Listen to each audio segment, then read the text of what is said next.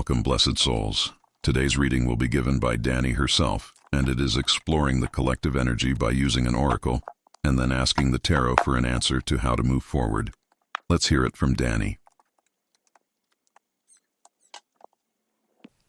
Welcome everyone from Dani, and I'm the creator of the Inner Soul channel. So today I wanted to tune into the collective energy, and I'm going to start with an oracle message of what's blocking you, and clearly that's what I'm trying to find out is what is blocking the energy of the room. And we're starting with the Seeking Perfection card, and I think everyone can guess that what this card is telling us, that sometimes our quest to have everything flawless actually can hold us back, and is holding us back from moving forward, from progressing, and from trusting the natural flow of life. So I then pulled a reduced Celtic cards from the Magical Hour Tarot. That's a beautiful set of cards to see what is it that the tarot is telling us about this energy. And we're starting with the Three of Wands. Okay, so obviously the Three of Wands is a starting of energy card. And right now what it's telling us that the energy is about expanding, looking outwards, preparing for what's to come. Okay, there is a sense of planning. The Three of Wands is about passion, drive, is a movement symbol, and it's kind of probably telling us we are waiting for the right moment to take the next steps. Okay, but what is blocking us? And what is blocking us is the Six of Pentacles. So obviously the Six of Pentacles, it's demonstrating what is the challenge that in our life, and at the moment probably this is balance. Giving and receiving may not feel equal right now. So some of you may be not giving enough. Some of you may be giving too much.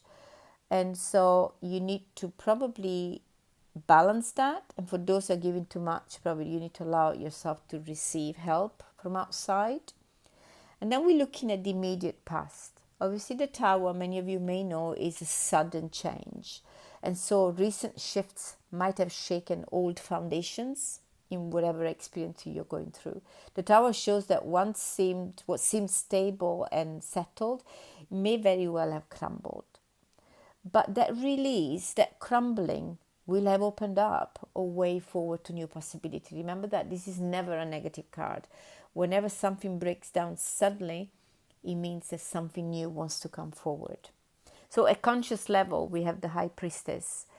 And what that says is the aspiration is probably about wisdom, about intuition. You want us to align with our subconscious, so that's coming below.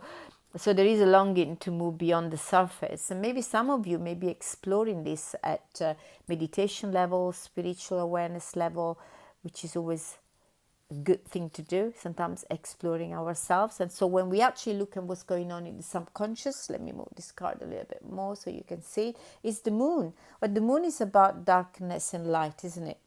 It creates the duality. And so what this is telling us, that beneath the surface there is uncertainty, illusion, some sort of hidden emotions.